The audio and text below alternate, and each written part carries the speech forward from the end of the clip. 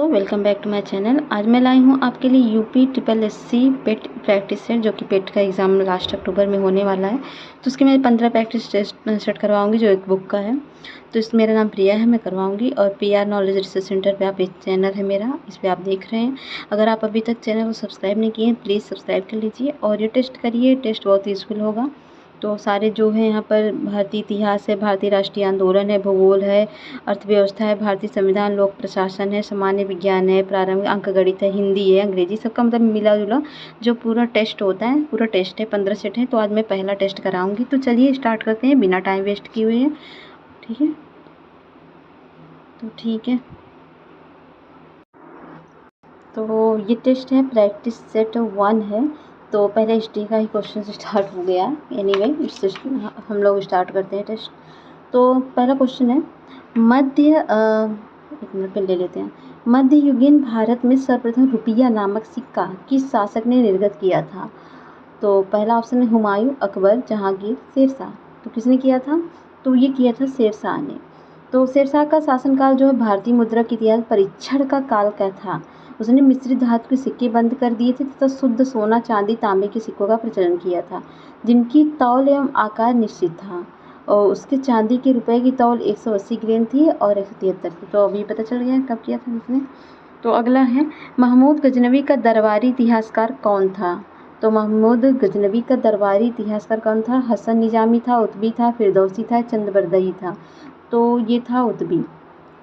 तो उतबी महमूद गजनवी के दरबार में शाहनामा के लेखक फिरदौसी, अलबरुन, उतबी आदि विद्वान थे, जिसमें से कि उतबी जो है महमूद गजनवी का राजकारी इतिहासकार था। प्राचीन पत्तन पुहार किसके तट पर स्थित है? ताम्रपर्णी के, कावेरी के, पेरियार के, वैगई के। तो ये जो स्थित है, ये कावेरी तट पर है। और ठीक है, नेक्स्ट है, महावीर स्वामी को किस नदी के तट पर ज्ञानोदय प्राप्त हुआ था, मतलब ज्ञान प्राप्त हुआ था? स्वर्णशिखरिता या पलासिनी या गंगा या ऋजुपालिका? तो उनको जो ज्ञान प्राप्त हुआ था वो हुआ था ऋजुपालिका। तो महावीर का जन्म कहाँ पर? वैशाली के कुंडग्राम के ज्ञात्रिक कुल के तथा वज्जी संघ के प्रधान सिद्धार्थ के घर 540 ईसा पूर्व हुआ था। इनकी माता त्रिशला लिच्छवी गणराज की राजकुमारी थी, जो चेटक की बहन थी, तथा इनकी पत्नी यशोदा थी। और कॉमनली बात तो ये है, दोनों इनके जो पिता थे वो सिद्धार्थ थे, और उनकी माँ का नाम यशोदा था, जो कि कुछ कुछ तो बुद्ध जैसा है। ठीक है, नेक्स्ट है, राख की टीला निम्नलिखित में से किस नवपाषाणी स्थल से संबंधित है? ऑप्शन ए है बुधियाल, संगनकल्लू और कोल्डीहवा या ब्रह्मगिरी। तो राख का टीला जो संबंधित है, वो संबंधित किससे है? तो वो संबंधित हो जाता है संगलकल्लू से। ठीक है, तो संगलकल्लू कर्नाटक में मैसूर के पास बेल्लारी जनपद में स्थित है। संगलकल्लू नामक नवपाषाणकालीन पुरास्थल से राख का टीला मिला था। नेक्स्ट क्वेश्चन है 6वां, किस अधिनियम के अंतर्गत प्रथम बार भारत में चुनाव के तत्व का प्रारंभ हुआ?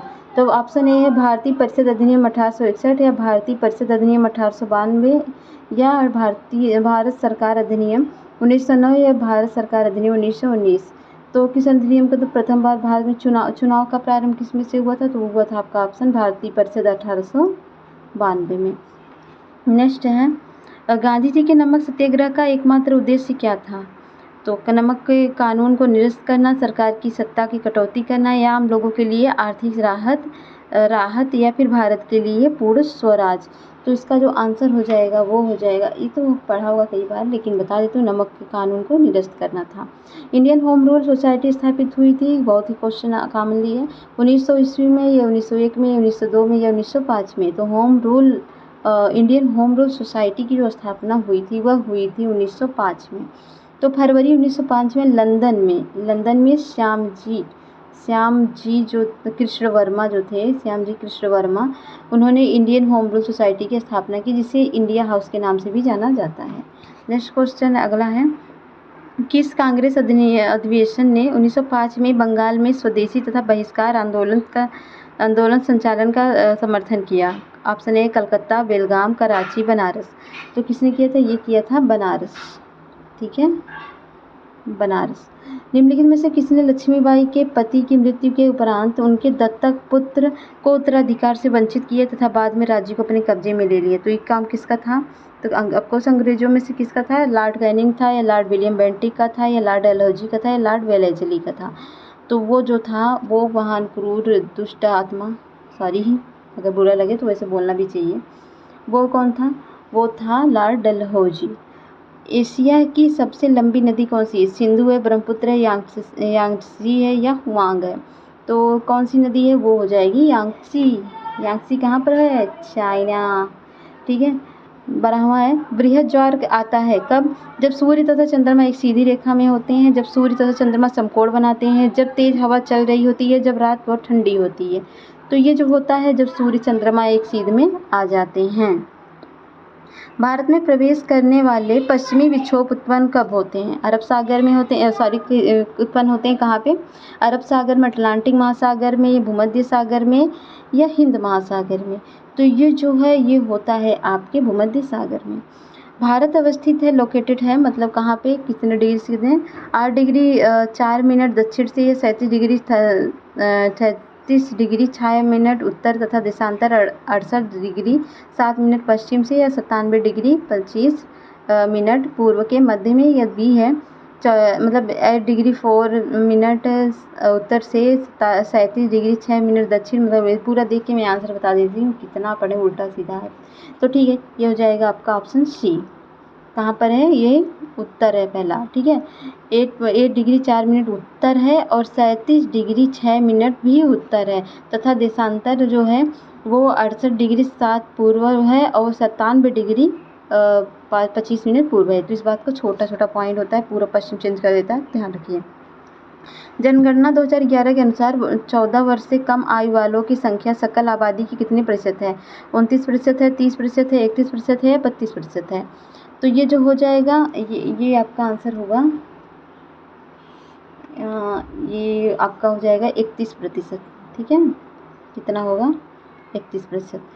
साख पत्र LYC जो भी दिया जाता है किसमें? एक निर्यातकर्ता द्वारा, एक आयातकर्ता द्वारा, सीमा शुल्क अधिकारी द्वारा, या जहाजी कंपनी द्वारा? तो साख पत्र जो दिया जाता है वो दिया जाता है एक आयातकर्ता द्वारा। ठीक है, तो साख पत्र क्रेडिट कार्ड भी कहा जाता है, यह हमेशा आयातकर्ता द्वारा प्रदान किया जाता है। ठीक है, अब 17वां क्वेश्चन हम आ गए। उत्तर प्रदेश में औद्योगिक विकास निगम स्थापित है कानपुर में, लखनऊ में, आगरा में, नोएडा में? तो ये जो ये कहाँ पर है? ये हो जाएगा ऑप्शन ए, कानपुर में। राष्ट्रीय नियोजन में रोलिंग प्लान की अवधारणा लागू की गई इंदिरा गांधी के द्वारा, राष्ट्रीय फ्रंट सरकार के द्वारा, जनता सरकार द्वारा, राजीव गांधी के द्वारा? तो ये जो किया गया ये किया गया जनता सरकार द्वारा। ठीक है, जनता सरकार द्वारा, ऑप्शन सी। नेक्स्ट, निम्नलिखित में से किसको मुद्रा की पूर्ति का विस्तृत माप माना जाता है? M1, M2, M3, M4? अगर आपने पढ़ा है तो ठीक है, नहीं पढ़ा है तो आगे पढ़ लीजिएगा, याद कर लीजिए। M1 मनी ये सब क्या है? गुरनार मिर्डल द्वारा प्रस्तुत रोलिंग प्लान अथवा चल योजना को भारत में सर्वप्रथम प्रथम बार जनता सरकार द्वारा 1978 में लागू की गई थी। और ये क्या था? ये तो 19 का एक्सप्लेनेशन है। M3 को मुद्रा पूर्ति का विस्तृत माप माना जाता है, जो M3 होता है। इसका क्या होता है? M3 बराबर होता है M1 प्लस बैंकों की सावधि जमाएं। ठीक है, भारत का आर्थिक सर्वेक्षण संबंधित है योजना आयोग से, या रिजर्व बैंक ऑफ इंडिया से, वित्त मंत्रालय से, वित्त आयोग से? तो ये जो आंसर हो जाएगा वित्त मंत्रालय। ठीक है, नेक्स्ट है, भारत में स्थानीय शासन से संबंधित निम्नलिखित घटनाओं पर विचार कीजिए और उन्हें कालानुक्रम में अनुसार व्यवस्थित कीजिए। LM सिंघवी समिति, या PK थुंगन समिति, या अशोक मेहता समिति, या JKV राव समिति? तो पंचायती राज के बारे में पूछा है ना? नहीं, स्थानीय शासन संबंधित घटनाओं पर। तो ये जो हो जाएगा ये ऑप्शन दिया हुआ है, तो इसके लिए तो जानना ज़रूरी है कब क्या हुआ था। तो ठीक है, ये हो जाएगा आपका ऑप्शन सी। पहले आया था, एक मिनट आगे पेन, इसका आंसर होगा ऑप्शन सी। पहले अशोक मेहता समिति आई थी। अशोक मेहता समिति कब आई थी? एक मिनट, क्या दिया है? कालानुक्रम में व्यवस्थित कीजिए। कालानुक्रम में बलवंत राय मेहता है इसमें? नहीं है। तो पहले तो बलवंत राय मेहता की आई थी 1957 में। उसके बाद आई थी अशोक मेहता की अशोक मेहता कब आई थी? 1977 में। 1977 में। और ये जो पीके थुंगन है, इनकी कब आई थी? तो इसके बाद जी के वी राव जो थे, इनकी आई थी 1985 में। नहीं, 85, हाँ 1985 में आई थी। और उसके बाद आपके हो गए और संस्थाओं का पुनर्गठन LM सिंधवी समिति का गठन हुआ था 1986 में। 1986 में। और पीके थुंगन कब आए थे? तो पीके थुंगन आए थे 1988 में, मतलब लास्ट में। तो आप क्रोनोलॉजी लगा लीजिए, पहले तो हो जाएगा अशोक मेहता, फिर हो जाएंगे आपके 1985, 86, तो ऑप्शन सी। नेक्स्ट क्वेश्चन है, भारतीय संविधान के संशोधन के लिए विधेयक लाया जाता है। तो विधेयक लाया जा सकता है केवल लोकसभा में, केवल राज्यसभा में, या तो लोकसभा में या राज्यसभा में, भारत के सर्वोच्च न्यायालय में। तो जो ये बात की जा रही है संविधान में संशोधन के लिए विधेयक, ये केवल कहाँ लाया जा सकता है? ये लाया जा सकता है ये दोनों में, या तो लोकसभा में या राज्यसभा में। भारत की संसदीय व्यवस्था में शून्यकाल कहाँ से लिया गया? संयुक्त राज्य अमेरिका, जापान, दक्षिण अफ्रीका या ऊपर में से कोई नहीं। तो अगर आपके लिए गर्व की बात है कि जो शून्यकाल है वो हमारे भारत से लिया गया है, इसलिए ऑप्शन हो जाएगा डी। जमाएं, बैंकों की सावधि जमाएं, ठीक है। भारत का आर्थिक सर्वेक्षण संबंधित है योजना आयोग से या रिजर्व बैंक ऑफ इंडिया से, वित्त मंत्रालय से, वित्त आयोग से? तो ये जो आंसर हो जाएगा वित्त मंत्रालय, ठीक है। नेक्स्ट है, भारत में स्थानीय शासन से संबंधित निम्नलिखित घटनाओं पर विचार कीजिए और उन्हें कालानुक्रम में अनुसार व्यवस्थित कीजिए। LM सिंधवी समिति या पीके थुंगन समिति या अशोक मेहता समिति या JKV राव समिति? तो पंचायती राज के बारे में पूछा है ना? नहीं, स्थानीय शासन संबंधित घटनाओं पर। तो ये जो हो जाएगा, ये ऑप्शन दिया हुआ है, तो इसके लिए तो जानना ज़रूरी है कब क्या हुआ था। तो ठीक है, ये हो जाएगा आपका ऑप्शन सी। पहले आया था, एक मिनट, कहाँ गया पेन? इसका आंसर होगा ऑप्शन सी। पहले अशोक मेहता समिति आई थी। अशोक मेहता समिति कब आई थी? एक मिनट, क्या दिया है? कालानुक्रम में व्यवस्थित कीजिए। कालानुक्रम में बलवंत राय मेहता है इसमें? नहीं है। तो पहले तो बलवंत राय मेहता की आई थी 1957 में। उसके बाद आई थी अशोक मेहता की अशोक मेहता कब आई थी? 1977 में। 1977 में।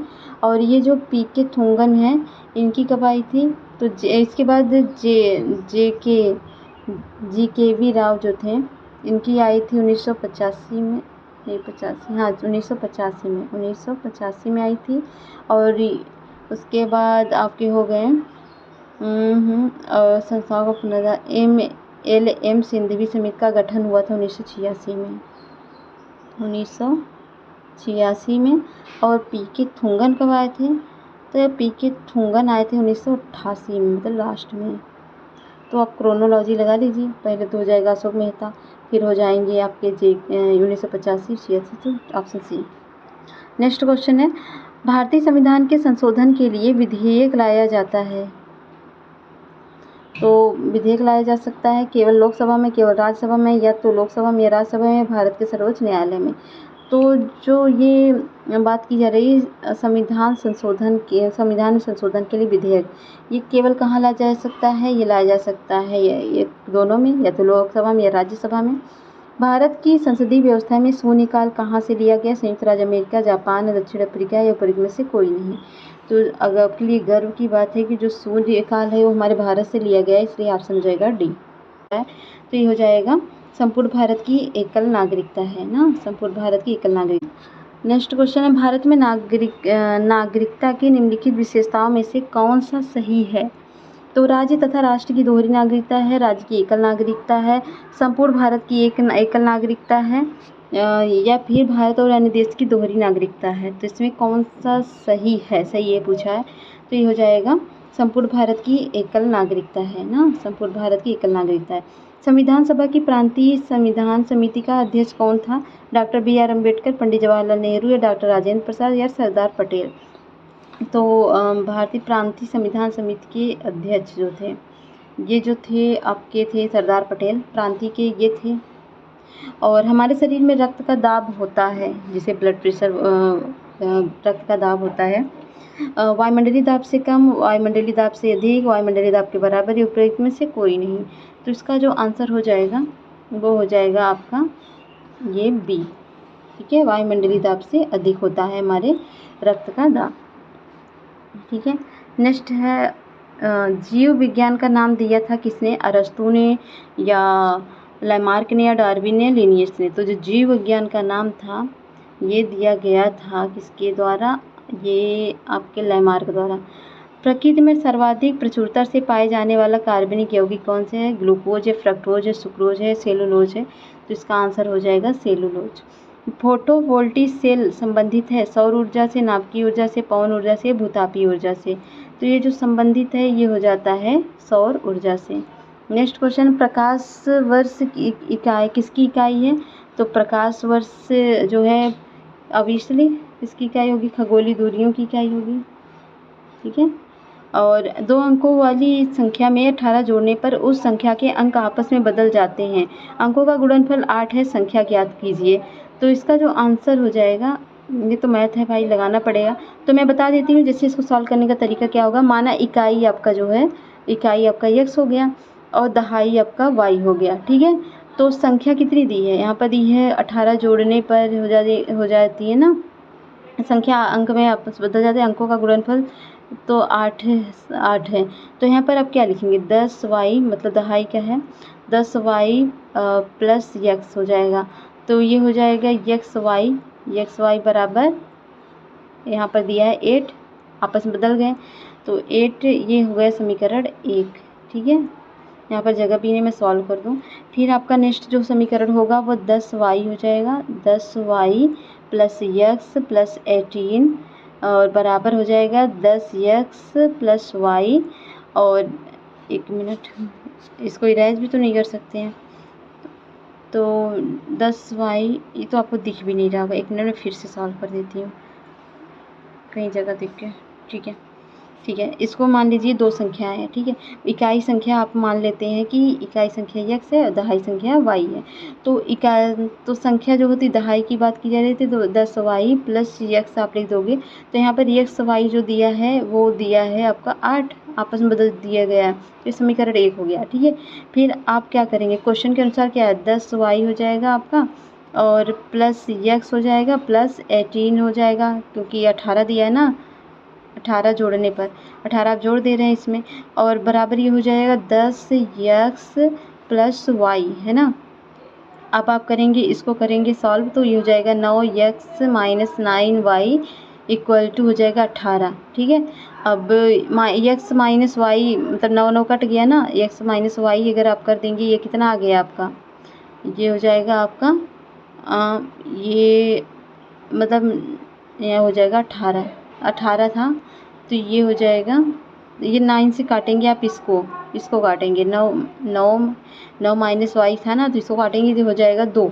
ठीक है, तो x minus y equal to कितना आ जाएगा? 2 आ जाएगा। ठीक है, अब समीकरण 1 जो आपने देखा ये है, और आपका समीकरण 1 में अगर आप मान रख देंगे, जैसे ये क्या है, x y बराबर 8, यहाँ पर आप x का मान, अब x माइनस वाई का मान मिल गया है, तो अगर आप वहाँ पर रख दें तो x बराबर हो जाएगा 8/y, फिर 8/y बराबर हो जाएगा माइनस वाई, मान रख देंगे तो हो जाएगा 2। फिर आगे क्या करेंगे?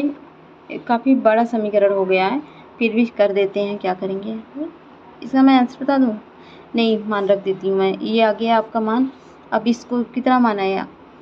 8/y, आपको शायद दिख भी नहीं रहा होगा क्योंकि यहाँ पर एक्स्ट्रा पेज भी तो नहीं है, तो 8/y है ये, और माइनस वाई है बराबर 2 है, तो इसको आगे लिखेंगे 8 माइनस वाई स्क्वायर बराबर 2y, वाई स्क्वायर रख देंगे, 2y को इधर कर देंगे और माइनस 8 करके बराबर 0 हो जाएगा। और वाई स्क्वायर निकालेंगे प्लस यहाँ पर आपको इसको तोड़ना तो आता ही होगा, तो ये हो जाएगा टू वाई माइनस एक्स हो गया ना। इसको अगर आप तोड़ेंगे कैसे हो जाएगा, 4y हो जाएगा ना, 4y माइनस 2, 4 दूनी 8 ऐसे करके तोड़ा जाता है, -8 बराबर 0 हो जाएगा। और फिर y ब्रैकेट में कर देंगे, y प्लस 4 हो जाएगा, फिर -2 हो जाएगा, फिर y प्लस 4 हो जाएगा, फिर इक्वल टू 0 हो जाएगा, y माइनस 2 ब्रैकेट, और ये हो जाएगा y प्लस 4 इक्वल टू 0। तो y का मान कितना आ गया, 2 आ जाएगा। y का मान यहाँ पर आ जाएगा आपका 2, y का मान 2 आ गया, ठीक है। अब y का मान आप समीकरण 1 में रख देंगे, y का मान कितना 2 आ गया ना, तो पहला समीकरण कहाँ गया है, तो खिचड़पट्टी हो गई, यहाँ पर है। तो y का x माइनस आप रख दीजिए, x इंटू रख देंगे ना, x y था, x इंटू 2, y का मान आ गया बराबर 8 था, तो यहाँ पर हो जाएगा x बराबर हो जाएगा 4, ठीक है। तो यहाँ पर संख्या हो जाएगी, संख्या को अगर पूर्ण रूप से लिखेंगे तो क्या हो जाएगी, तो आपका आया था 10y प्लस x बराबर 10 इंटू 2 बराबर 4 बराबर 24, तो इसका आंसर हो जाएगा 24। खैर मुझे नहीं लग रहा कि आपको समझ में आया होगा, लेकिन मैं क्या ही कर सकती हूँ, पेजेस ही नहीं है यहाँ पे। तो ठीक है, एक कस्बे की 5% जनसंख्या की कमी जनसंख्या किसी महामारी में मृत्यु हो जाती है। एक कस्बे की 5% जनसंख्या की किसी महामारी में मृत्यु हो जाती है और बची संख्या में 8% घबरा कर कस्बे को छोड़कर चले जाते हैं। यदि कस्बे की कुल जनसंख्या अभी 88,274 है, तो शुरुआत में कस्बे की कुल संख्या ज्ञात कीजिए। तो चलिए इसको भी सॉल्व करते हैं, बहुत अच्छा क्वेश्चन है, तो इस बार ध्यान से देखिएगा। तो इसमें बात की जा रही मानक कस्बे की, अभी कस्बे की तो कोई दिया नहीं गया है, तो मान लीजिए कस्बे की जनसंख्या कितनी थी, 100%, ठीक है, 100% है। अब महामारी के बाद शेष जनसंख्या 95 है, क्योंकि 5% मर गई, तो महामारी के बाद कितनी बचेंगी, 95% बच गई। और घबरा कर जाने वाले की संख्या कितनी है, तो वो 8% है। और इसलिए शेष लोग की बात करें तो कितना हो जाएगा, ये हो जाएगा आपका 95% था और 92, क्योंकि 8% चले गए थे उसमें से, उसका बटे आप 100 कर देंगे, फिर ये कितना आ जाएगा, ये आ जाएगा 87.40%, ठीक है। अब दिया गया क्या है, 87.4%, और आपको यहाँ संख्या दी गई है ना, ये बराबर आप कर देंगे 88,274। अब 100% पे निकालेंगे इसका, तो क्या हो जाएगा, तो 88,274 गुणे 100 बटे 87.40%, ये जो है इसको इधर कर देंगे तो ये आ जाएगा आपका, ये आ जाएगा आपका, इसको अगर पूरा सॉल्व कर देंगे तो आपका आंसर आ जाएगा ये 1,01,000 मतलब 1,00,000, ठीक है। तो आंसर आपका आ जाएगा, यहाँ पर ये दिया है। नेक्स्ट है इतना दिया है 10,201 का वर्गमूल ज्ञात कीजिए। तो वर्गमूल कैसे ज्ञात किया जाता है, तो वर्गमूल ज्ञात करने का तरीका क्या होता है, अभी आप लिखोगे 101,201, इसका वर्गमूल ज्ञात करने के लिए आप ऐसे करोगे, और यहाँ पर पहले आप 1 से करोगे, 1 1 के 1 हो जाएगा, और यहाँ पर ये कट जाएगा, और 0 2 दो संख्या साथ में उतरती है, ये नीचे, ये आपको पता होगा, 2 2 के पेयर बनते हैं। उसके बाद क्या होगा, इसको 1 में से 1 प्लस कर देंगे, फिर ये 2 हो जाएगा, और फिर आप यहाँ पर क्या करेंगे, एक 0 बढ़ाएंगे, तो ये 0 बढ़ा देंगे, ठीक है, 0 बढ़ा देंगे, फिर आप यहाँ पर 0 1 को भी ऐड कर लेंगे, ठीक है। तो यहाँ पर 0 बढ़ा दिया आपने, अब ये तो मान लो 0 2 1 था, अब ये दोनों संख्या उतारेंगे तो 201 हो जाएगा। फिर इसको सॉल्व करने का तरीका क्या है, तो यहाँ पर 0 अगर आपने ऊपर बढ़ाया तो यहाँ 0 बढ़ाना पड़ेगा, और प्लस नीचे 0 करना भी पड़ेगा, ठीक है, प्लस नीचे 0 करना भी पड़ेगा। 1 मिनट यार,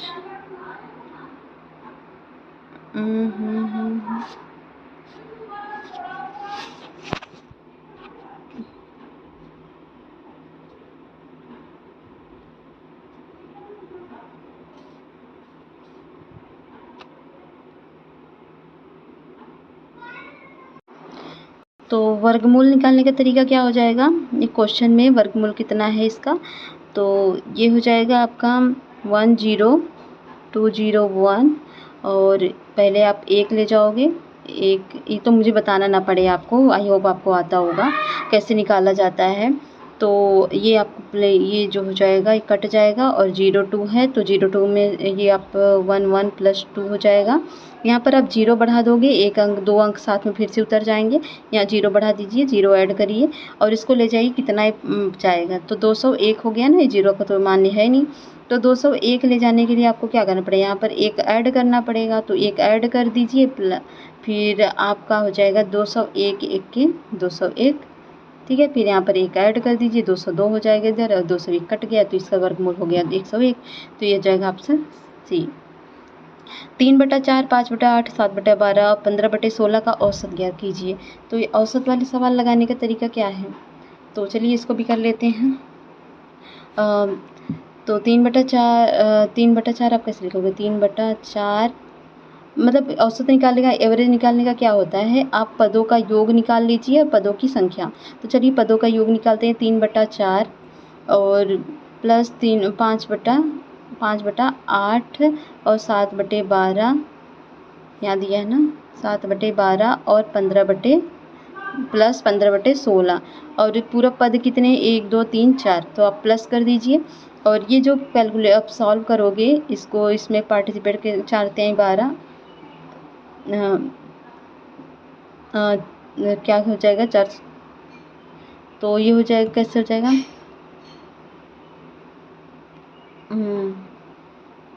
एक मिनट, इसको आप सॉल्व करोगे तो आ जाएगा ये 36 धन 30 धन 28 धन 45, ठीक है आ जाएगा, 45 आ गया इधर। अब इसको आप क्या करोगे, पूरा ऐड कर दीजिए और 45 48 भी होगा, 45 हो गया और औसत क्या हो जाएगा इसका पूरा, अगर आप ऐड कर लीजिए तो इसका औसत जो होगा, औसत जो है 48/4, इसका हो जाएगा 139/48 × 4 बराबर 139/192 और औसत इसका जो होगा 139/192 होगा, ठीक है। तो आपको आई होप समझ में आ गया होगा, है ना, समझ में आया कि नहीं। तो पहले आप पूरा करिए, इसको ऐड कर लीजिए, ऐड करके इसको पूरा नीचे का ऐड कर लीजिए, ऊपर का ऐड करके अच्छे से कर लीजिए, तो इसका लसा निकाल के आप कर सकते हैं। तो इसका जब लसा निकालेंगे सारे का कितना आएगा, 48 आ जाएगा ना, 48 आ जाएगा। फिर इसको जब आप पूरा कैलकुलेट करोगे तो ये आ जाएगा,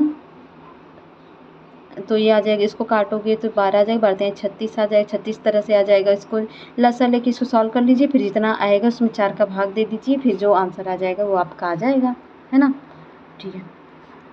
नेक्स्ट है, निम्नलिखित में से कौन सा विकल्प 8 एक मिनट, वीडियो रिकॉर्डिंग हो रही नहीं, कभी कभी होता है कि ना रिकॉर्डिंग चलती रहती है, नहीं रहती है, मैं कर देती हूँ सॉल्व, ठीक है। निम्नलिखित में से कौन सा विकल्प 8.13 × 10⁻6 के बराबर है, तो कौन सा हो जाएगा ये, चलिए इसको सॉल्व कर लेते हैं, आंसर आ जाएगा, क्या ऑप्शन पढ़ूँ मैं, तो ठीक है, तो इसको मैं करूँगी क्वेश्चन के अनुसार। तो इसमें दिया है 8.13 × पेन भी तो कमाल का चल रहा है, 13 × हो जाएगा 10⁻6 ना, 10⁻6 किसके बराबर है ये पूछ रहा है। तो चलिए करते हैं, ये चलिए 813 लिख देती हूँ मैं इसको, 8.13 है, इस क्या करेंगे यार, रुक जाओ, गुणे 10⁻2 और गुणे इसका कर देंगे 6, अगर ये दशमलव हटाना है तो -2 करना ही पड़ेगा, तो ये हो जाएगा 813 × 10⁻4 और इसको अगर पूरा गुणा भाग करेंगे तो आ जाएगा 813, 4 0 आगे बढ़ा दीजिए, 1 2 3 4, तो हो गया आपका 813 जो भी आ गया, तो 4 0 लगा दीजिए। इसको माइनस, अगर इस दशमलव हटाना है 2 अंक के पहले तो आपको क्या करना पड़ेगा, इसमें से 2 घात हटा देनी पड़ेगी ना, तो ये हट गई, तो यहाँ पर 4 हो जाएगा। 4 का मतलब इसके आगे तो 4 जीरो हो जाएंगे, तो ये आपका ऑप्शन हो जाएगा डी। ठीक है, नेक्स्ट क्वेश्चन है, गोदान किसकी रचना है? प्रेमचंद की है, जैनेन्द्र की है, अज्ञे की है, नागार्जुन की है? तो गोदान जो है वो है प्रेमचंद की। बहुत दिनों बाद दिखना अर्थात के लिए मुहावरा क्या है? अगर बहुत दिन बाद कोई दिखना, कोई आपको बोलता है आप ईद का चांद हो गए, बहुत दिन बाद दिख रहे हो, तो इसका मतलब ये होता है बहुत दिनों के बाद देखना, मतलब ईद का चांद हो जाना। ईद का चांद बहुत दिनों बाद दिखता है इसलिए। और ठीक है, दिए गए विकल्प में सही वाक्य पहचानिए। हिंदी का क्वेश्चन भी आता है ना इसमें, तो ये दिया है। तो दिए गए विकल्प में सही वाक्य पहचानिए। तो ईमानदारी मनुष्य का श्रेष्ठ लक्षण है, ईमानदारी मनुष्य का श्रेष्ठ आचरण है, ईमानदारी मनुष्य का श्रेष्ठ व्यवहार है, ईमानदारी मनुष्य का श्रेष्ठ गुण है। तो इसका जो हो जाएगा ईमानदारी मनुष्य का श्रेष्ठ गुण है। तो नेक्स्ट है, अनिल अनल का सही अर्थ देने वाला शब्द युग्मक क्या है? वायु है, अग्नि है, अनिल अगनल दोनों का पर्यायवाची पता है ना? अनिल क्या होता है? अनिल मतलब वायु होता है, अनल मीन्स अग्नि होता है। तो ये हो जाएगा वायु अग्नि, तो मैंने बता ही दिया, क्या पढ़ूँ? तो पक्षी दाना चुग रहा है रेखांकित शब्द का पर्यायवाची शब्द नहीं है, पंकज, अंडज, खग, नभचर। तो इसका पक्षी जो है क्या चुग रहा है? दाना चुग रहा है, तो किसका है? ये हो जाएगा पक्षी का पर्यायवाची होता है। इसमें से आंसर हो जाएगा आपका ए।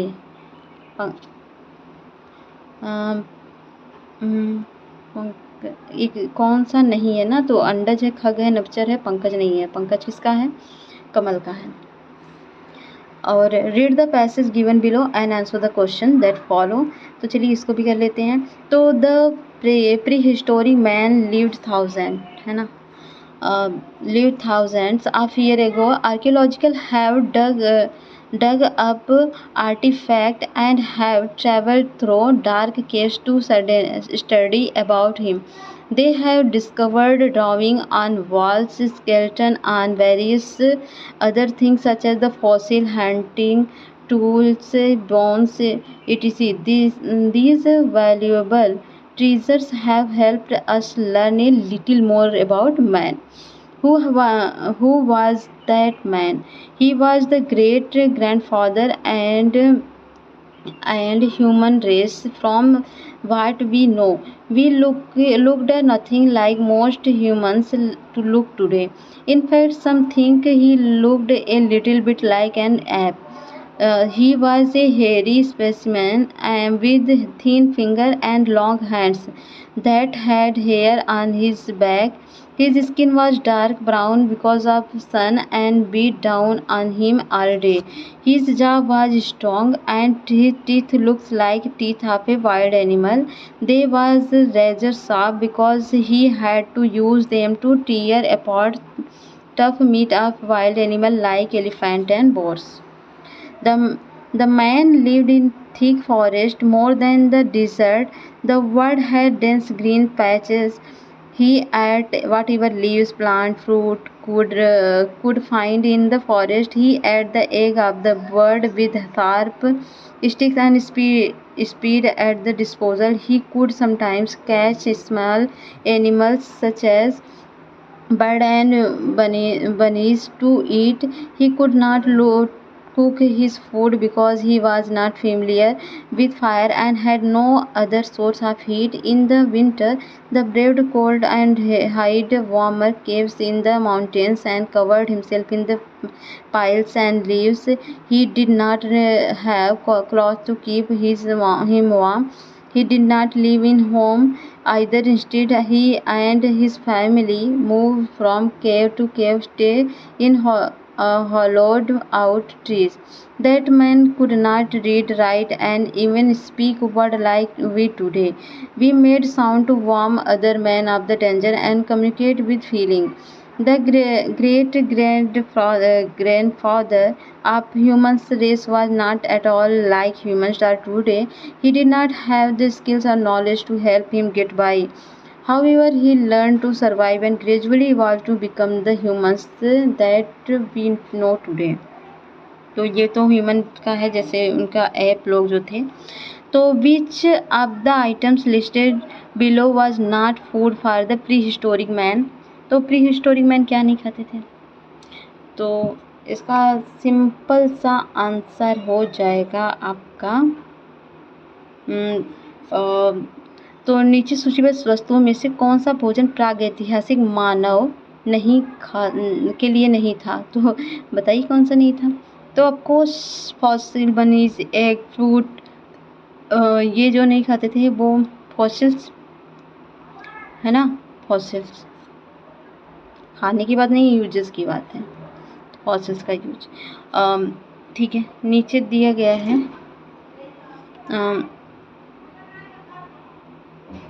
निश्चय है a sentence is divided into 4 part A B C D, point out the part has an error, you learn English you for the last 1 year but you show no not improvement at all. Option A C D या जो भी है, तो जो दूसरा है तो इस वाक्य के विकल्प ए में त्रुटि है ना, मतलब इसमें एरर पूछा है, तो पहले यू आर लर्निंग इंग्लिश के स्थान पर you have been learning English का प्रयोग किया जाएगा, क्योंकि फॉर के आगे पीरियड ऑफ टाइम का दिया गया है जिसका प्रयोग प्रेजेंट परफेक्ट कॉन्टिन्यूअस टेंस में किया जाता है। अतः पूर्णतः शुद्ध वाक्य इस प्रकार होगा, you have been learn English for the last 1 year but you show no improvement at all. ठीक है, नेक्स्ट होगा 43 का क्या होगा, dash dash dog is faithful animal, तो इसमें क्या होगा, डैश डैश तो ए होगा कि द होगा कि वन होगा कि एन होगा, तो डॉग है तो यहाँ पर ए का यूज होगा, a dog is faithful animal, तो a is used before a noun to refer to single things on person that has not been mentioned before, especially when you are not referring to particular thing on person। Next है transform the following sentence into direct sentence, direct indirect आ गया। I asked Sheela if I might know her father, तो इसका क्या होगा, I asked Sheela if I might know her father, तो इसका हो जाएगा I said to Sheela may I know your father, I told Sheela may I know your father, and I asked Sheela can I know your father, and I question Sheila will I know your father. तो इसका जो answer हो जाएगा वो हो जाएगा आपका A, I said to Sheela may I know your father, तो I asked Sheela if I might know her father, इसको डायरेक्ट स्पीच में बदलने के लिए आस्क्ड जो है, आस्क्ड को किस में चेंज करना होगा, इसको चेंज करना होगा सैड टू में, जैसे इसमें सैड टू में चेंज कर देंगे आप। और कंजक्शन इफ़ को हटाकर, यहाँ पर इफ़ है तो इसको हटाकर हम इन्वर्टेड कामा का यूज करेंगे जो कि यहाँ पर किया गया है, और माइट को मे में बदलेंगे तथा स्ट्रक्चर इंट्रोगेट होगा। माइट को हम किस में बदलेंगे, मे में बदलेंगे, तो यहाँ पर दिया है ना मे में। और जैसा कि वाक्य a said to Sheela may I know your father, तो अब आपको क्लियर हो गया होगा। चलिए मैंने आपको सिखा भी रही हूँ, यहाँ पर कमाल की बात है। तो डायरेक्शन है out of the 4 alternative suggested select one which best express the same sentence in active passive voice. The writer filled the glasses with water, तो एक्टिव पैसिव वॉइस है, इसमें इसी को देखना है। The waiter filled the glasses with water, the glass was filled with water by the waiter, the glasses was filled with water by the waiter, the waiter was filled the glasses with water, the water were filled in the glass by waiter. तो इसका जो answer हो जाएगा वो हो जाएगा आपका B क्यों होगा ये बता दूं तो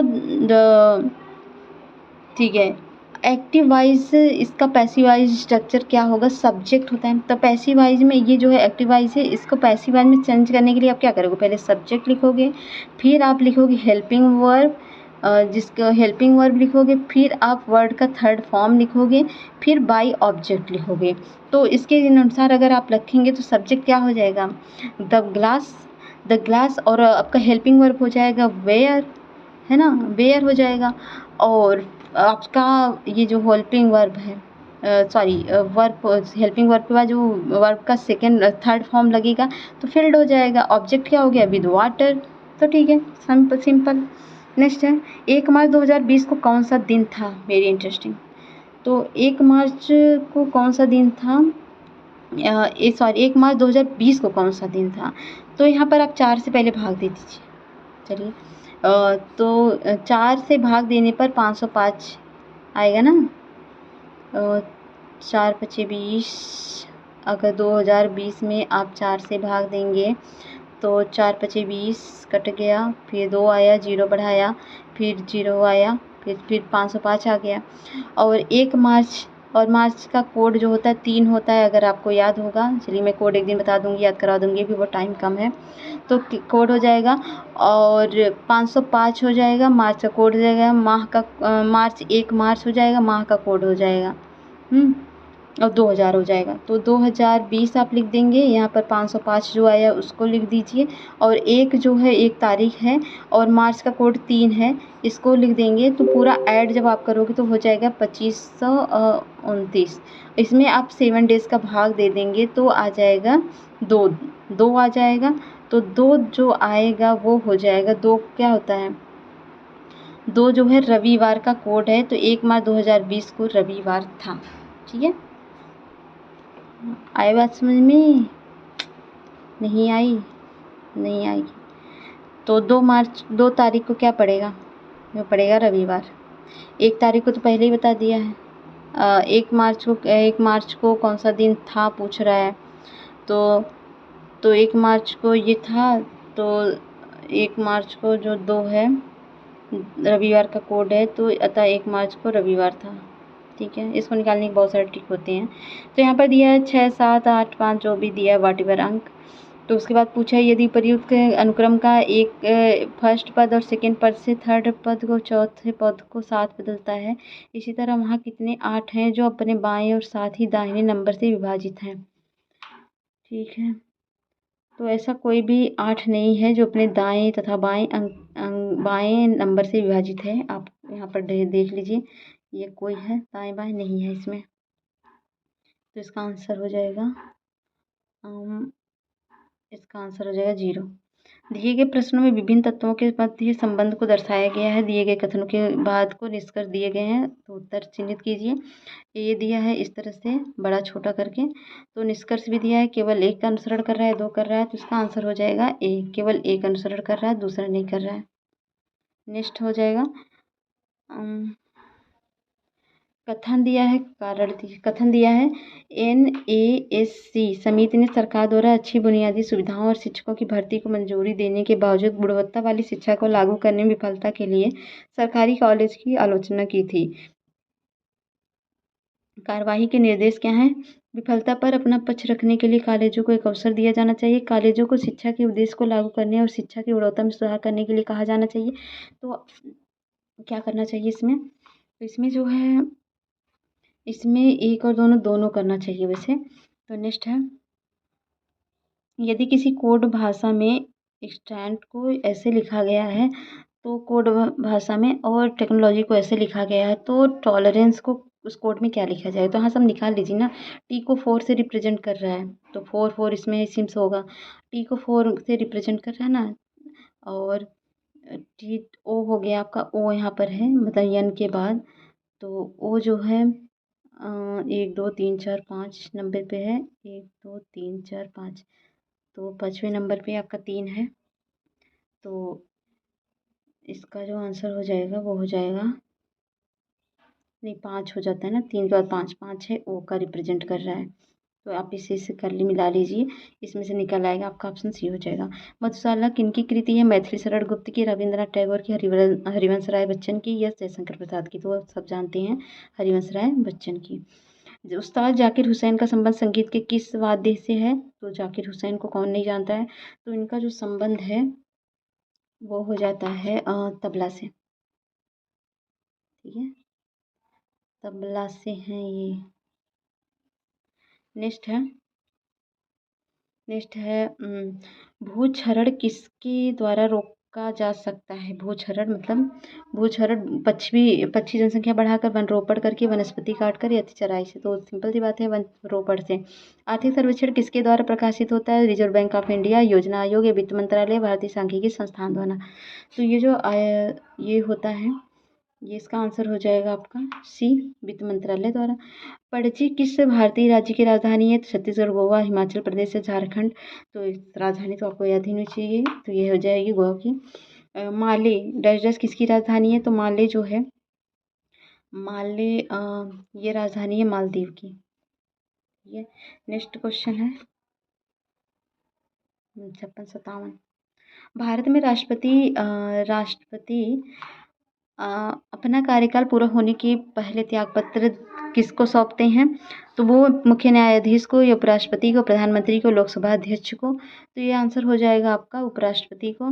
खजुराहो समूह के प्रसिद्ध स्मारक किस राज्य में है? उत्तर प्रदेश में, मध्य प्रदेश में, राजस्थान में, महाराष्ट्र में। तो इसका है मध्य प्रदेश में। भारत मध्य एशिया वार्ता की दूसरी बैठक के संदर्भ में निम्नलिखित कथनों में से कौन सा सत्य है? इस बैठक में Bharat, Kazakhstan, Tajikistan, Turkmenistan, Uzbekistan हिस्सा लिया था। यह भारत मध्य एशिया वार्ता की पहली बैठक थी। वित्त मंत्री निर्मला सीतारमण ने भारत का प्रतिनिधित्व किया। ऑप्शन ए सही है, ऑप्शन 2 सही है, या 1-3 सही है, या डी 1-2-3। तो ये सभी सही हैं। तो इसका जो आंसर हो जाएगा वो हो जाएगा ऑप्शन ए। नेक्स्ट है विदेश मंत्री एस जयशंकर ने हाल ही में आयोजित अफगानिस्तान सम्मेलन 2020 में हिस्सा लिया था। यह सम्मेलन आयोजित किया गया था दोहा में, जिनेवा में, नई दिल्ली में, काबुल में। तो ये जो आयोजित किया गया था ये किया गया था जिनेवा में। शांति व विकास के लिए विश्व विज्ञान दिवस मनाया जाता है 9 नवंबर को, 10 नवंबर को, 11 नवंबर को, 12 नवंबर को। तो ये जो मनाया जाता है ये मनाया जाता है 10 नवंबर को। नेक्स्ट है विश्व एड्स दिवस मनाया जाता है, तो सबको पता होगा ये मनाया जाता है 1 दिसंबर को। देश का ऐतिहासिक विश्व भारती विश्वविद्यालय का हाल ही में शताब्दी समारोह मनाया गया था। इस विश्वविद्यालय के संदर्भ निम्नलिखित में से कौन सा कथन सत्य है? विश्व भारती की स्थापना वायसराय लॉर्ड इरविन ने की थी। प्रधानमंत्री इस विश्वविद्यालय के कुलाधिपति होते हैं। संसद के अधिनियम से इसे एक केंद्रीय विश्वविद्यालय और राष्ट्रीय महत्व का संस्थान घोषित किया गया था। कौन सा ऑप्शन सही? केवल 1, 2, 3, 1, 3, 1, 2, 3। तो इसका जो आंसर हो जाएगा वो हो जाएगा आपका 2, 3 सही है। पहला गलत है। पहला गलत क्योंकि है इसकी स्थापना लॉर्ड इरविन ने की थी, बल्कि गुरुदेव रविंद्रनाथ टैगोर ने किया था। नेक्स्ट है और प्रत्येक वर्ष 16 दिसंबर को पूरे देश में विजय दिवस मनाया जाता है। यह दिवस किस उपलक्ष्य में मनाया जाता है? तो कारगिल वार के युद्ध में मिली जीत के लिए संविधान सभा का गठन या 1971 में पाकिस्तान विकास खिलाफ युद्ध में मिली जीत से भारत का प्रथम परमाणु परीक्षण के लिए। तो ये जो मनाया जाता है 1971 में पाकिस्तान खिलाफ युद्ध में मिली जीत के लिए। अगला है अमेरिका के 49वें उपराष्ट्रपति के रूप में भारतीय मूल की कमला हैरिस ने शपथ ली। वह निम्न में से किस भारतीय राज्य संबंधित हैं? तो केरल से, आंध्र प्रदेश से, कर्नाटक से, तमिलनाडु से। तो जानना भी जरूरी है आपके लिए। तो यह हो जाएगा तमिलनाडु से। भारत हाल ही में जिबूती आचार संहिता में बतौर पर्यवेक्षक शामिल हुआ। यह संहिता संबंधित है दक्षिण चीन महासागर में संसाधनों के उपयोग से अफ्रीकी देशों में लोकतंत्र में होने वाले नुकसान से बचने के लिए, जीवितों को आतंकवादियों से सुरक्षित करने के लिए, हिंद महासागर में समुद्री चोरी रोकने के लिए। तो ये कब किया, ये किसके लिए किया गया था? ये किया गया था हिंद महासागर में समुद्री चोरी को रोकने के लिए। नेक्स्ट है सुभाष चंद्र बोस आपदा प्रबंधन पुरस्कार 2021 में संस्थागत श्रेणी के पुरस्कार के लिए चुना गया। ठीक है, तो राष्ट्रीय पर्यावरण अभियांत्रिकी अनुसंधान संस्थान को, या राष्ट्रीय आपदा प्रबंधन संस्थान को, या सतत पर्यावरण एवं पारिस्थितिकी विकास सोसाइटी को, या JBP राष्ट्रीय हिमालयी पर्यवेक्षण एवं सतत विकास संस्थान के लिए। तो इसका आंसर क्या हो जाएगा? इसका आंसर हो जाएगा C। अगला है ऑक्सफोर्ड लैंग्वेजेस ने 2020 के वर्ष का हिंदी शब्द क्या नामित किया है? आधार, आत्मनिर्भरता, नारी शक्ति या कृषि। तो ये जो 2020 का पूछा है तो उसका जो था वो था आत्मनिर्भरता। और 69 है भारतीय संविधान का कौन सा अनुच्छेद राष्ट्रीय अनुसूचित जाति आयोग से संबंधित है? तो अनुच्छेद 335, अनुच्छेद 338, 340, 342। तो ये इसका आंसर जो हो जाएगा वो हो जाएगा B। ये अनुच्छेद है 338। सेरावीक वैश्विक ऊर्जा एवं पर्यावरण नेतृत्व पुरस्कार से सम्मानित किए गए। कौन सम्मानित किया? नरेंद्र मोदी, प्रधान भारतीय विज्ञान शिक्षा और अनुसंधान संस्थान प्रकाश जावड़ेकर, या राष्ट्रीय पर्यवेक्षण अभियांत्रिकी अनुसंधान संस्थान। तो इसका जो आंसर हो जाएगा वो हो जाएगा आपका ऑप्शन A नरेंद्र मोदी। निम्नलिखित गद्यांश पढ़ना है। चलिए गद्यांश पढ़ते हैं फिर आंसर खोजते हैं। सर्दियों के दिन थे, एक बालक सुबह के समय अकेला स्कूल जा रहा था। रास्ते में एक स्टेशन था, वह रेल की पटरी के पास से गुजर रहा था कि अचानक उसकी नज़र रेल की पटरी पर गई। वह उखड़ी हुई थी। बालक ने घड़ी देखी और गाड़ी आने वाली थी। उसने सोचा कि अगर गाड़ी इस पटरी पर से गुजरेगी तो इसका भयंकर परिणाम हो सकता है। अभी वह इससे आगे सोच भी नहीं पाया कि गाड़ी की सीटी सुनाई दी। फिर क्या हुआ, फिर क्या था, बालक के सामने एक ही लक्ष्य था, मुसाफिरों की जान बचाना। देखते ही देखते इंजन दिखाई देने लगा। बालक कूदकर दोनों पटरियों के बीच खड़ा होकर अपनी कमीज हिलाने लगा। ड्राइवर की नज़र उस बालक पर पड़ गई और उसने ब्रेक लगा दी, लेकिन गाड़ी बिल्कुल बालक के पास आकर रुकी। ड्राइवर ने क्रोध से पूछा, क्या तुम्हें अपनी जान की कोई परवाह नहीं है? तू गाड़ी क्यों रोकी? बालक ने रेल की उखड़ी हुई पटरी दिखाई और कहा, अगर मैं ऐसा ना करता तो सैकड़ों लोगों की जान चली जाती। तो बच्चे की कमीज हिलाना व्यक्त करता है कि बच्चे की क्या, किस चीज़ को, तो उसकी सूझबूझ को, बेवकूफ़ी को, शरारत को और सावधानी को। सिंपल सी बात है, सूझबूझ को। रेल ड्राइवर को क्रोध क्यों आया कि गाड़ी लेट हो रही थी, बच्चे की ज़िंदगी का सवाल था, उसे अपनी नौकरी की चिंता थी, ड्राइवर को अपनी जान खतरे में लगी। तो यह बच्चे की ज़िंदगी का सवाल था। टूटी हुई पटरी को देखकर ड्राइवर के मन में बच्चे के प्रति आया क्रोध, आया भाव, आया शाबाशी देने के प्रभाव आया। तो टूटी पटरी को देखा और जब ड्राइवर ने, तो उसके मन में सिंपल सी बात है, उसकी शाबाशी देने का भाव आया। लोगों की जान बचाने का कार्य बच्चे के किस गुण को प्रकट करता है? त्याग को, धैर्य को, उत्साह को या परहित को? तो ये बच्चे को परहित के गुण को प्रदर्शित करता है। तो बच्चे ने घड़ी क्यों देखी? उसे घड़ी अच्छी लगती थी, रेल के आने का समय हो रहा था। घड़ी अपने दोस्तों को दिखाना चाहता था, रोजाना घड़ी देखकर स्कूल जाता था। तो ये जो आंसर हो जाएगा, रेल के आने का समय हो रहा था। अगला गद्यांश भी है।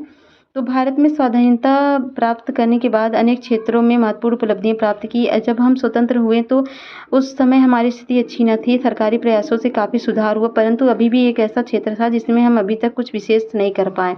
वह क्षेत्र खेलों का है। इसमें बड़ी विडंबना है, क्या हो सकती है कि वर्षों से हमें ओलंपिक में कोई स्वर्ण पदक नहीं जीत पाए। दुनिया के छोटे छोटे अविकसित निर्धन राष्ट्रों में प्रतिभागी भी खेलकूद के क्षेत्र में हमसे आगे निकल गए।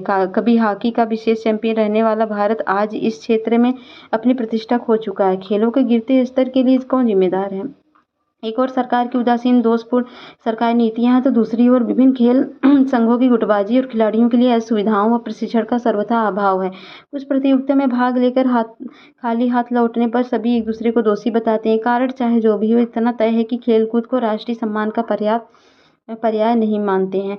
अभाव प्रतियोगिता का नहीं है, अभाव तो लगन का है, प्रोत्साहन का है और संकल्प का है, मुंहतोड़ जवाब देने का जीवन है। तो खेलों में निर्धन राष्ट्र भी हमसे आगे निकल गए हैं। क्योंकि इसका जो आंसर यहाँ पैराग्राफ से देना है, तो ये इसलिए है क्योंकि खेलों को राष्ट्र सम्मान है।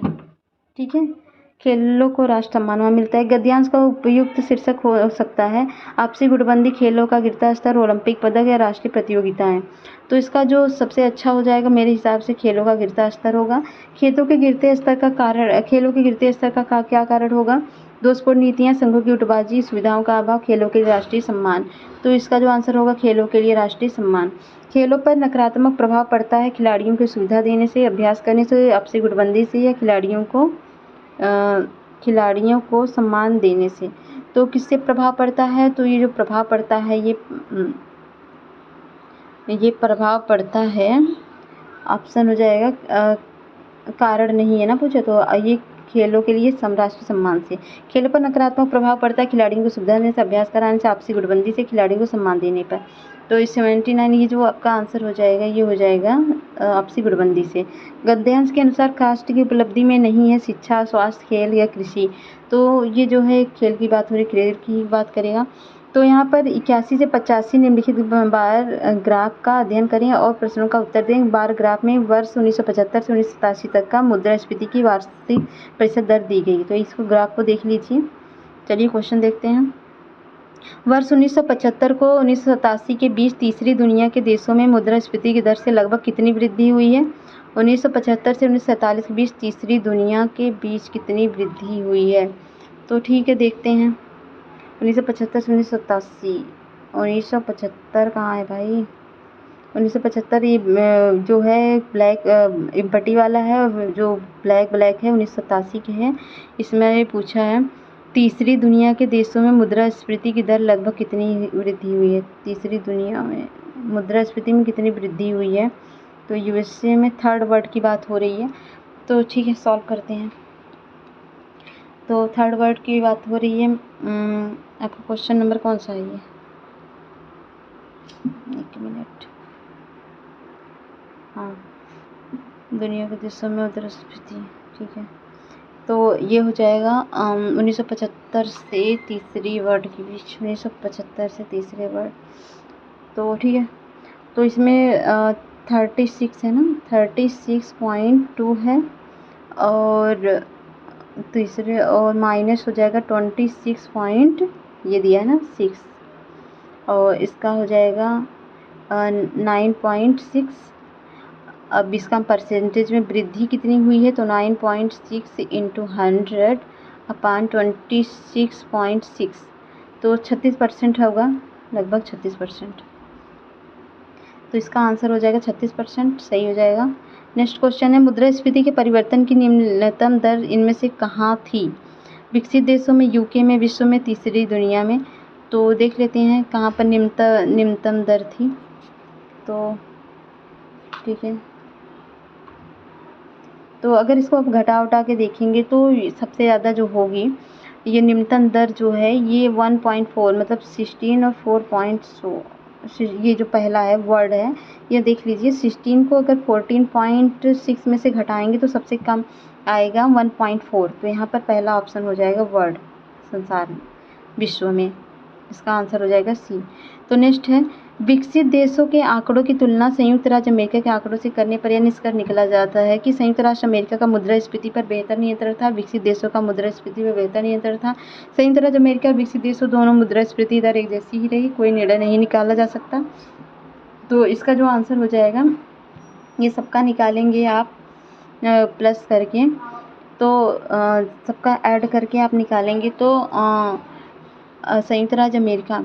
विकसित देशों में 1975 से कितना था, तो विकसित देश कहाँ पर है, डेवलपमेंट कंट्री 18.8 और 14.2, अगर दोनों को जोड़ देंगे 26 आ जाएगा, इसका आएगा 26 आ जाएगा। और संयुक्त राज्य अमेरिका का जोड़ेंगे, संयुक्त यूएसए का जोड़ेंगे तो 10.3 धन 12.7, ये भी 23 आ जाएगा। तो किसकी कम है, क्या पूछा है, एक मिनट आंसर क्वेश्चन। तो मुद्रास्फीति परिवर्तन निम्नतम दर इनमें से कहाँ थी, तो ये जो थी विकसित देशों में थी, है ना, आगे आपका। तो ये विकसित देशों की बात कर रहे हैं। तो अगला है, विकसित देशों के आंकड़ों की तुलना संयुक्त राज्य, एक मिनट, ये तो हो चुका है, ये है ऑप्शन है, संयुक्त राज्य अमेरिका का मुद्रास्फीति बेहतर नियंत्रण था, मतलब उसका ज़्यादा था ना, तो उसका 26 आया था, कितना 23 आया था, 26 आया था, 23 आया था, और जो उसका था 23 आया था। ठीक है, जहाँ कम होगी वो ज़्यादा अच्छी होगी।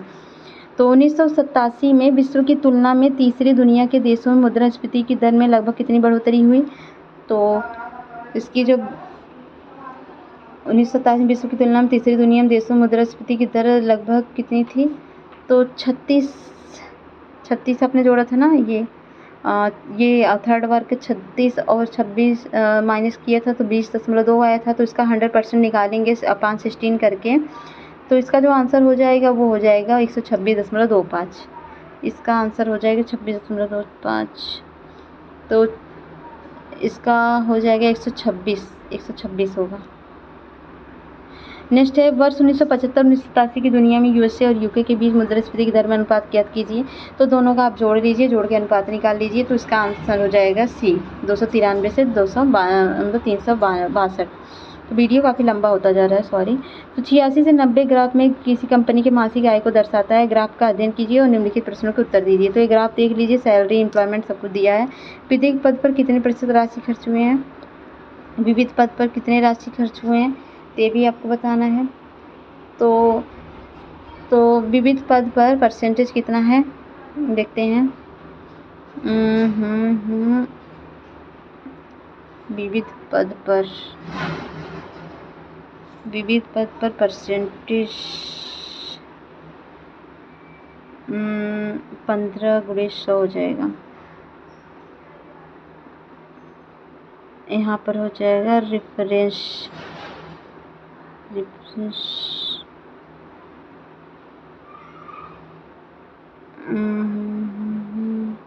तो मिसलेनियस यहाँ पर है ना, ये लास्ट वाला ग्राफ जो है, तो यहाँ पर लगभग 15 है। अगर 15 का गुणा आप कर दोगे 100 में, तो 15 × 100 बटे 135।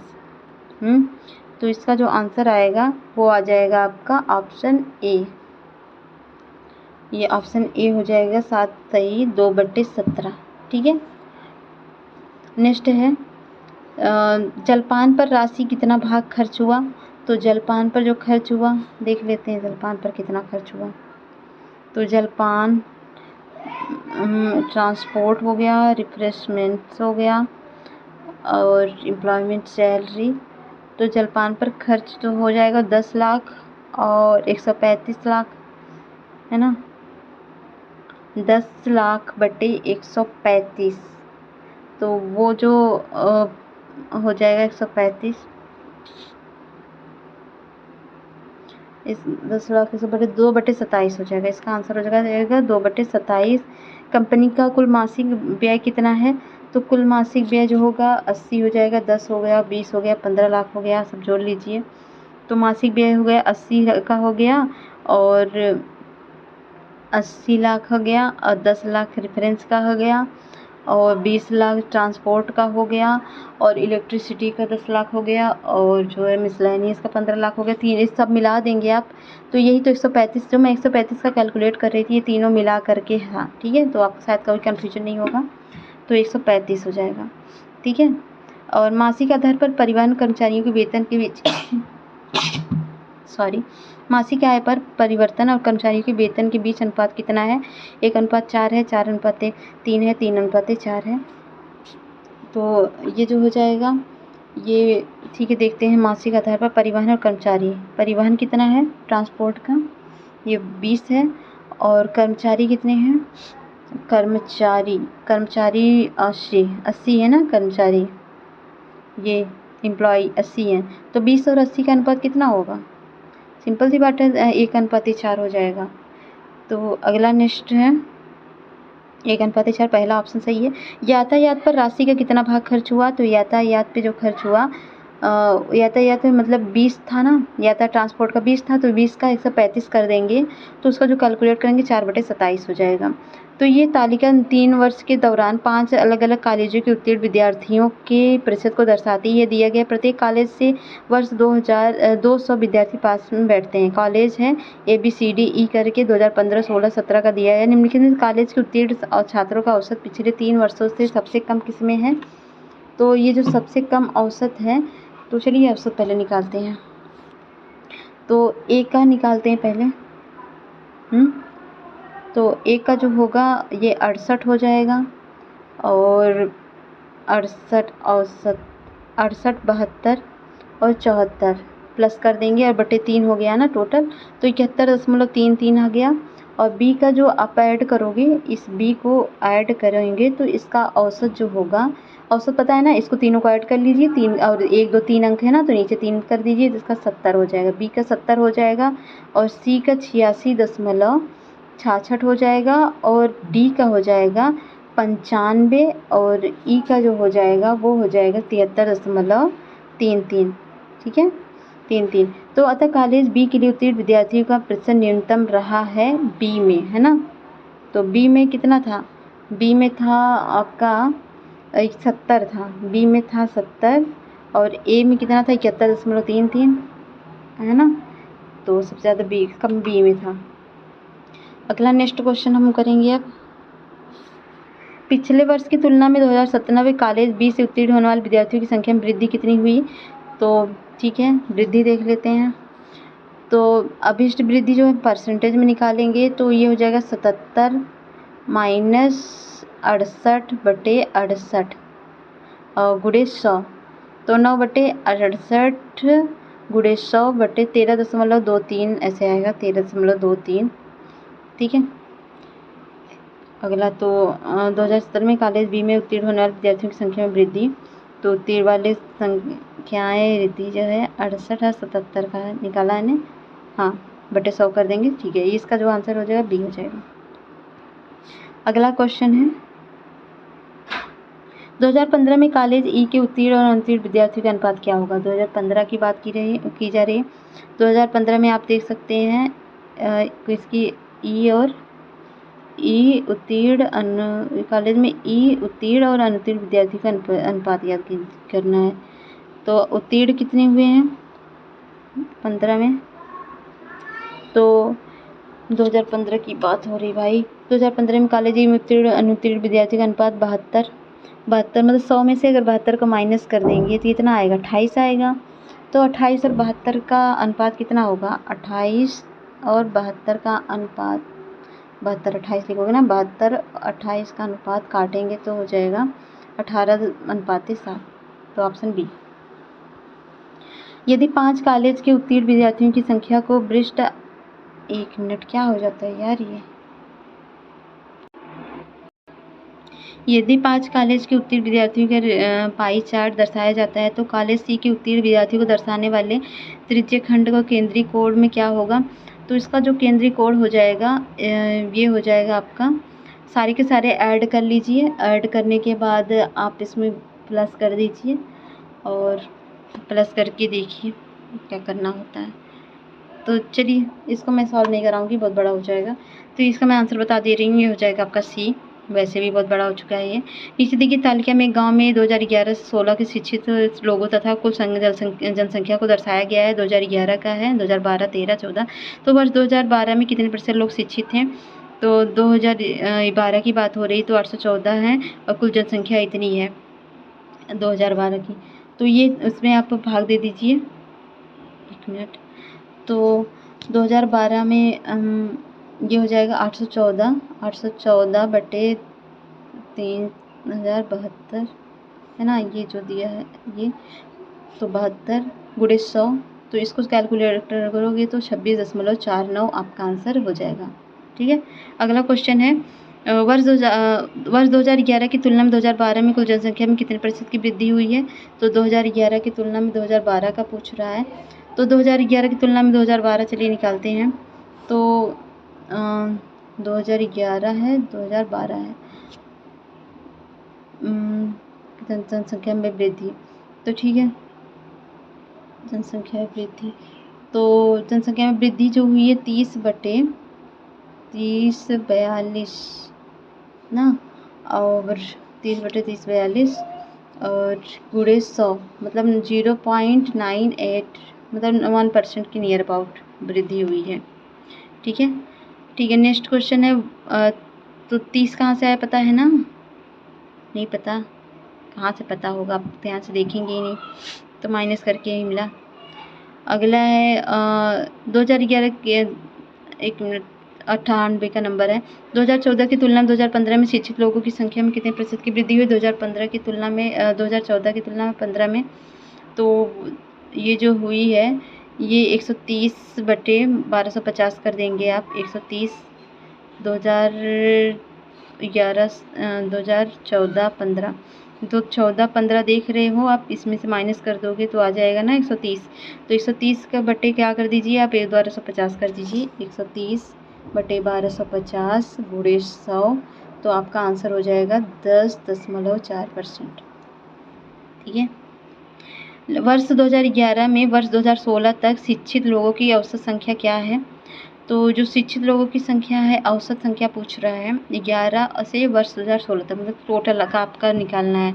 तो सबको जोड़ लीजिए, ये 11 12 13 14 15 16 के लोगों को, सारे लोगों को जोड़िए, तो ये जो आंसर हो जाएगा कितना आएगा, तो इसको जोड़कर बटे क्या 1 2 3 4 5 6 अंक हैं तो बटे 6 कर दीजिए, तो इसका जो आंसर आएगा 6633 बटे 6 आ जाएगा। तो इसको सॉल्व करेंगे तो 1105.5 आ जाएगा, तो ये आंसर हो जाएगा 100। लास्ट क्वेश्चन है वर्ष 2015 की तुलना में 2014 में शिक्षित लोगों की संख्या में कितने % की कमी हुई।